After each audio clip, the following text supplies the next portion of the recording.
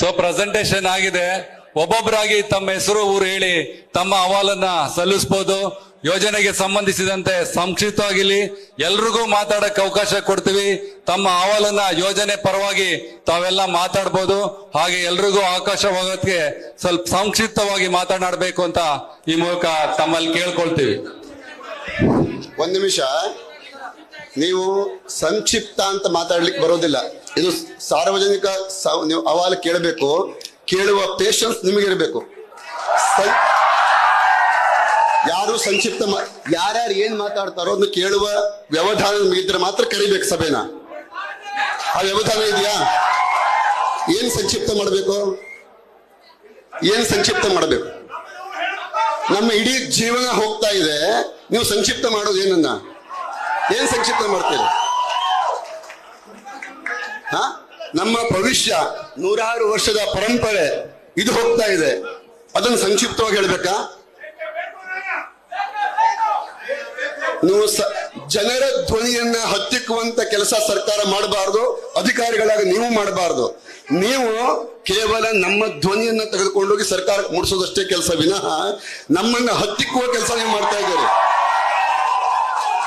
ನಮ್ಮನ್ನು ಹತ್ತಿಕ್ಕುವ ಕೆಲಸ ಮಾಡಿ ನಮ್ಮ ಧ್ವನಿ ನೀವು ಯಾರು ಹತ್ತಿಕ್ಕಲಿಕ್ಕೆ?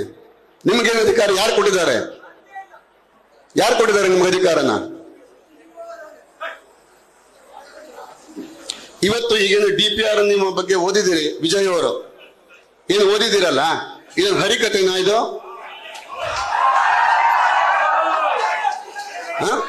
ಈ DPR ಅನ್ನ ಅಟ್ಲೀಸ್ಟ್ ಸಾರ್ವಜನಿಕರಿಗೆ ಎಲ್ಲರಿಗೂ ಸಹ ಒಂದು ಮುದ್ರಣ ಕೊಟ್ಟು ಕನ್ನಡದಲ್ಲಿ ಕೊಡಿ, ಅವರು ಓದ್ಕೊಳ್ಳಿ. ಆಮೇಲೆ ನಿಮ್ಮ ಅಹವಾಲನ್ನು ಕೇಳಿ ನಾವು ಉತ್ತರ ಕೊಡ್ತೇವೆ.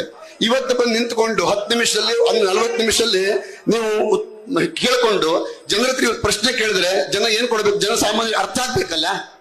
ಅವ್ರಿಗೆ ಅರ್ಥ ಆಗ್ತಾ ಇದೆಯಾ? ಜನರಿಗೆ ಅರ್ಥ ಆಗ್ತಾ ಇದೆಯಾ? ಅರ್ಥ ಆಗ್ತದೆಯಾ?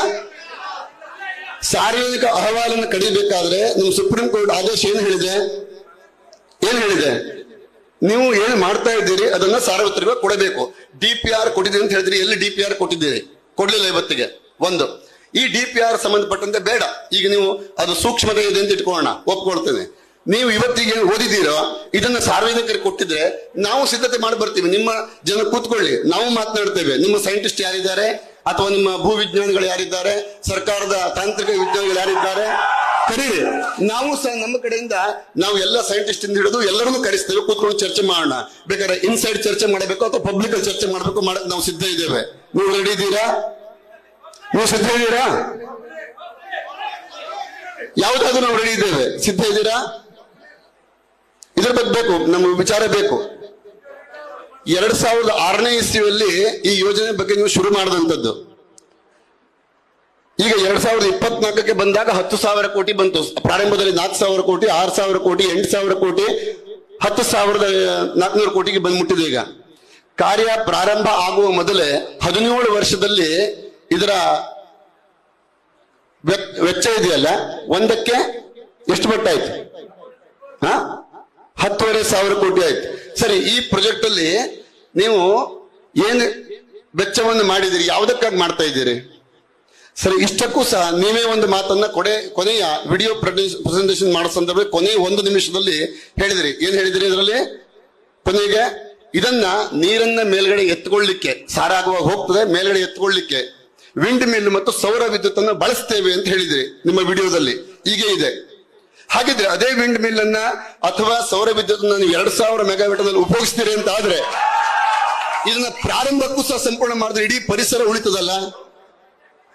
ಮಾನ್ಯ ಜಿಲ್ಲಾಧಿಕಾರಿಗಳಲ್ಲಿ ಗೌರವಯುತವಾಗಿ ಒಂದು ಪ್ರಶ್ನೆ ಕೇಳ್ತೇನೆ, ಬೇಸರಿಸಬಾರದು, ವೈಯಕ್ತಿಕ ತೆಗೆದುಕೊಳ್ಬಾರದು. ಭೂಮಿಯ ಮೇಲ್ಭಾಗದ ಸುರಂಗದಲ್ಲಿ ಎಷ್ಟು ತೊಂದರೆ ಇದೆ ಅನ್ನೋದು ಬಹುಶಃ ಸ್ವತಃ ತಮ್ಮ ಆವಾಸ ಸ್ಥಾನ ಸುರಂಗದ ಮೇಲ್ಗಡೆಗೆ ಇದೆ ಅಂತ ಅಂದ್ಕೊಂಡಿದ್ದೇನೆ. ಅಲ್ಲಿ ಪರಿಸರ ಸೂಕ್ಷ್ಮ ಜೀವಿಗಳು ಇವತ್ತಿಲ್ಲ. ಅಲ್ಲಿ ಎಷ್ಟು ಅವಘಡನೆ ಆಗ್ತದೆ ಅನ್ನೋದು ಬಹುಶಃ ನಿಮಗೂ ದಿವಸ ಗೊತ್ತಿರಬಹುದು. ಹಾಗಾಗಿ ಅಧಿಕಾರ ಒಂದು ಭಾಗ ಆದ್ರೆ ಮಾನವೀಯತೆ ದೃಷ್ಟಿಯಿಂದ ಇನ್ನೊಮ್ಮೆ ಯೋಚನೆ ಮಾಡಿ. ಇಲ್ಲಿ ಭೂಗತವಾಗಿ ಭೂಮಿಯ ಈ ಡ್ಯಾಮಿನ, ಶರಾವತಿ ಡ್ಯಾಮಿನ 500 ಮೀಟರ್ ಅಡಿಯಿಂದ ತಲಕಾಳಕೊಪ್ಪಕ್ಕೆ ಹೋಗೋ ತನಕ 1.5 ಕಿಲೋಮೀಟರ್ ಡೆಪ್ತ್ ಆಗಿ, ಅಂದ್ರೆ ಸಾರಾವಾಗಿ ನೀರು ಹೋಗಬೇಕು, ವಾಪಸ್ ಹೋಗ್ಬೇಕು, ಪ್ರಕೃತಿ ವಿರುದ್ಧವಾಗಿ ಹೋಗುವಂತದ್ದು. ಅಲ್ಲಿ 7 ಕಿಲೋಮೀಟರ್ ಉದ್ದ ತನಕ 16 ಮೀಟರ್ 2 ಟನಲ್ ಅಂತ ಹೇಳ್ತೀರಿ. ಅಂದ್ರೆ 100 ಅಡಿ ವ್ಯಾಸದ ಒಂದು ಟನಲ್ ಅನ್ನ ಮಾಡುವಾಗ, ಭೂಮಿಯ ಅಡಿಯಲ್ಲಿ ಮಾಡುವಾಗ ಅದು ಎಷ್ಟು ಸಮಂಜಸ, ಅದರ ಅವಶ್ಯಕತೆ ಅನಿವಾರ್ಯತೆ ಇದೆಯಾ? ಇಷ್ಟಕ್ಕೂ ಸಹ ಕರೆಂಟ್ ಅನ್ನ ಉತ್ಪಾದನೆ ಮಾಡುವಂಥದ್ದು ಇದು 2000 ಮೆಗಾವೇಟ್ ಅನ್ನು ಉತ್ಪಾದನೆ ಮಾಡಿ ಯಾವಾಗ ನೀವು ಸಮಾಜಕ್ಕೆ ಕೊಡ್ತಾ ಇದ್ದೀರಿ, ಎಲ್ಲಿ ಕೊಡ್ತಾ ಇದ್ದೀರಿ, ಯಾರಿಗಾಗಿ ಕೊಡ್ತಾ ಇದ್ದೀರಿ? 2000 ಮೆಗಾವೇಟ್ ಉತ್ಪಾದನೆ ಬೇಕು ಸರ್. ಯಾವಾಗ ನೀವು ಇದು ಪ್ರಾರಂಭ ಮಾಡಿದ್ದು 2006ರಲ್ಲಿ. ಆವಾಗ ಅನಿವಾರ್ಯತೆಯನ್ನು ಗುರುತಿಸಿ ನೀವು ಮಾಡಿದಂತ ವಸ್ತು ಇವತ್ತು ಪ್ರಾರಂಭ ಆಗ್ತಾ ಇರುವುದು 2025ಕ್ಕೆ ಅಂತ ಹೇಳ್ತಾ ಇದ್ದೀರಿ. ಇದು ಮುಗಿಯೋದು ಯಾವಾಗ?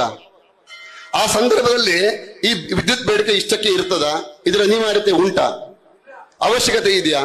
ಇಷ್ಟಕ್ಕೂ ಸಹ ನೈಜ ಪ್ರಕೃತಿಯನ್ನ ಸುಮಾರು 120 ಮಿಲಿಯನ್ ವರ್ಷಗಳ ಇತಿಹಾಸ ಉಳ್ಳಂತ ಇದು ಕಾಡು ಪ್ರದೇಶ. ಇದನ್ನ ಮತ್ತೆ ನೀವು ಮರುಸೃಷ್ಟಿ ಮಾಡ್ಲಿಕ್ಕೆ ಸಾಧ್ಯ ಆಗ್ತದ? ನೀವೇ ಹೇಳ್ತಾ ಇದ್ದೀರಿ 18,000 ಟನ್ ಔಷಧವನ್ನು ನೀವು ಬಳಸ್ತೀರಿ ಹೊಡಿಬೇಕಾದ್ರೆ ಅಲ್ವಾ? ಅದರ ಪರಿಣಾಮ ಏನು? ನೀವು ಶಬ್ದ ಮಾಲಿನ್ಯ ಬಗ್ಗೆ ಮಾತಾಡ್ಲಿಲ್ಲ. ಶಬ್ದ ಮಾಲಿನ್ಯ ಪರಿಹಾರ ಮಾಡ್ತೇವೆ ಅಂತ ಅಷ್ಟೇ ಹೇಳಿದ್ರಿ. ನೀವು ಈಗ ಹೇಳಿದ್ರೆ ಕೂತ ನಾನು ಪ್ರಶ್ನೆ ಕೇಳ್ತಾ ಇದ್ದೀನಿ ಅಷ್ಟೇ. ನಿಜವಾಗಿ ಇದನ್ನ ಸಮಾಜಕ್ಕೆ ಕೊಡಿ. ಎಲ್ಲ ಜನರಿದ್ದಾರೆ, ಕೊಡಿ ಅವರಿಗೆ, ಅವ್ರು ಓದ್ಕೊಳ್ತಾರೆ. ಆಮೇಲೆ ಚರ್ಚೆ ಕೂತ್ಕೊಳ್ಳೋಣ, ನೋಡೋಣ ಏನಾಗತ್ತೆ ಚಿಂತನೆ ಮಾಡುವ.